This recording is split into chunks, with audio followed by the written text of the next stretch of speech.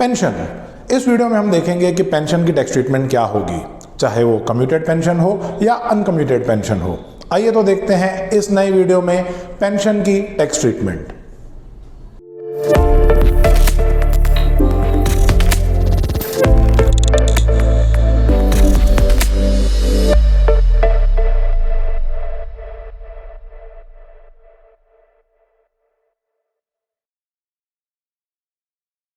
तो आइए देखते हैं पेंशन रिसीव्ड बाय एम्प्लॉय का tax treatment under the head salaries कैसे होगा।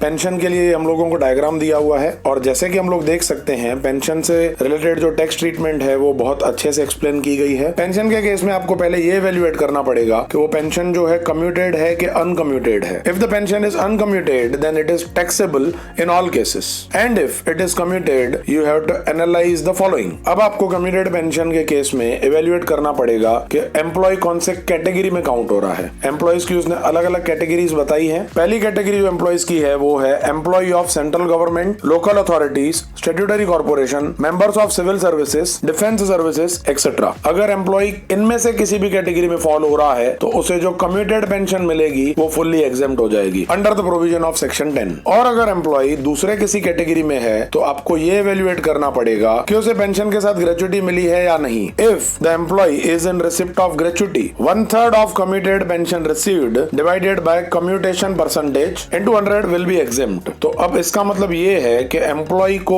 जितना भी पोर्शन कम्यूट होके मिल रहा है पहले आपको उस पोर्शन को 100% में कन्वर्ट करना है और उसके बाद जो 100% पेंशन का अमाउंट आएगा उसका 1/3 आपको एग्जेम्पशन देनी है। बहुत ही इंपॉर्टेंट पॉइंट है, हम लोगों को कम्यूटेड पार्ट रिसीव्ड का 1/3 नहीं लेना है। कम्यूटेड पार्ट जो हम लोगों ने रिसीव किया है उसे कम्यूटेशन परसेंटेज से डिवाइड करके 100% अमाउंट ऑफ कम्यूटेशन कैलकुलेट करना है और जो 100% अमाउंट आएगा उसका 1/3 हम लोग एग्जेम्प्ट करेंगे। नेक्स्ट वो सिचुएशन दे रहा है if the employee does not receive any gratuity. अगर एम्प्लॉय को ग्रेच्युटी नहीं मिल रहा है तो half of the commuted pension received divided by commutation percentage into 100 would be exempt under the provision of section 10। तो इस केस में भी आपको जो अमाउंट पेंशन का एम्प्लॉय ने रिसीव किया है उसे कम्यूटेशन परसेंटेज से डिवाइड करके पहले 100% अमाउंट में कन्वर्ट करना है, फिर जो 100% कम्यूटेड पेंशन का अमाउंट आएगा उसका हाफ आपको एग्जेम्प्ट करना है। तो आइए उसका एक इलस्ट्रेशन देखते हैं। इलस्ट्रेशन में दिया हुआ है mister Sagar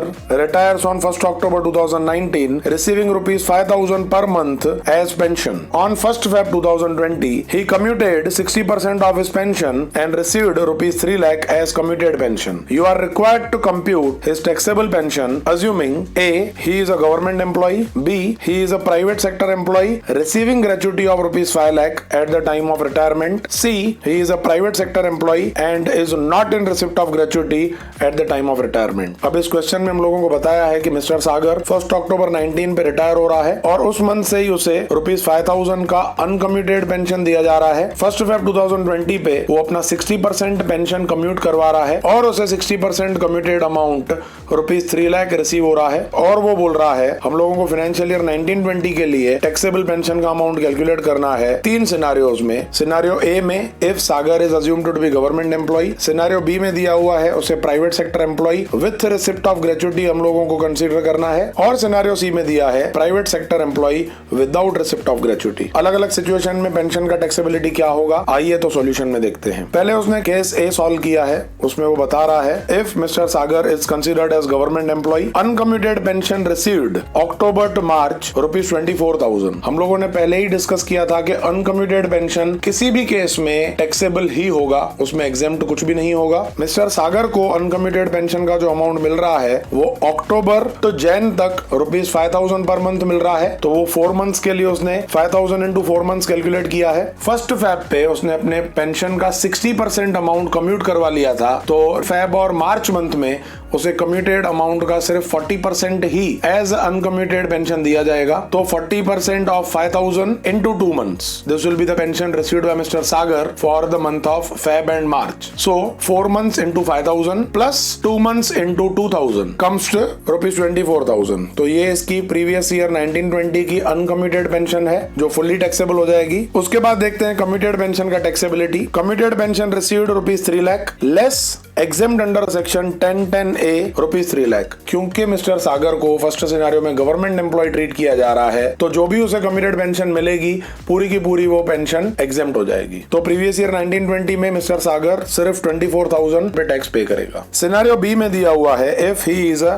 private sector employee receiving gratuity of ₹5 lakh at the time of retirement. तो हम लोगों ने डायग्राम में देखा कि if the employee is in receipt of gratuity then the 1/3 amount of 100% commuted pension will be exempt। आइए तो देखते हैं कैसे कैलकुलेट होगा। Uncommuted pension received October to March 24,000, ये अभी हर केस में टैक्सेबल होगा क्योंकि अनकम्यूटेड पेंशन हर कैटेगरी ऑफ एम्प्लॉय के लिए टैक्सेबल है। उसके बाद उसने 24,000 का कैलकुलेशन दिया है जो हम लोगों ने केस 1 में देख लिया। उसके बाद वो कम्यूटेड पेंशन की टैक्सेबिलिटी दे रहा है, लिखा है उसने commuted pension received ₹3 lakh less exempt under section 1010A will be. अब ध्यान देना है हम लोगों को, वो 3 लाख डिवाइडेड बाय 60% कर रहा है इनटू 100। तो उसका सिंपल मतलब ये है कि उसे जितना भी कम्यूटेड पोर्शन रिसीव हुआ था, हमारे केस में 60% ऑफ द टोटल पेंशन, उसको वो 100% में कन्वर्ट कर रहा है। So if 3 lakh is 60%, what will be 100%? तो आपका आंसर आएगा 5 लाख, और 5 लाख का 1/3 हम लोग लेंगे तो वो आ जाएगा 1,66,667 रुपीज। तो उसे जो कम्यूटेड पेंशन का अमाउंट रिसीव हुआ है 3 लाख, उसमें से 1,66,667 रुपीज का अमाउंट एग्जेम्प्ट हो जाएगा। तो जो टैक्सेबल अमाउंट आएगा वो होगा 1,33,333 रुपीज। तो 24,000 uncommuted pension plus taxable part of commuted pension comes to ₹1,57,333। तो ये अमाउंट मिस्टर सागर के लिए प्रीवियस ईयर 1920 के लिए टैक्सेबल हो जाएगा if he is a private sector employee with receipt of gratuity. Scenario C उसने लिया है, if he is a private sector employee and is not in receipt of gratuity at the time of retirement. तो again uncommuted pension ₹24,000 taxable, same as case A and B above. उसके बाद commuted pension के लिए दिया हुआ है, commuted pension received ₹3 lakh less exempt under section 1010A if he is a private sector employee and is not in receipt of gratuity at the time of retirement, then half of the amount of gratuity divided by percentage of commutation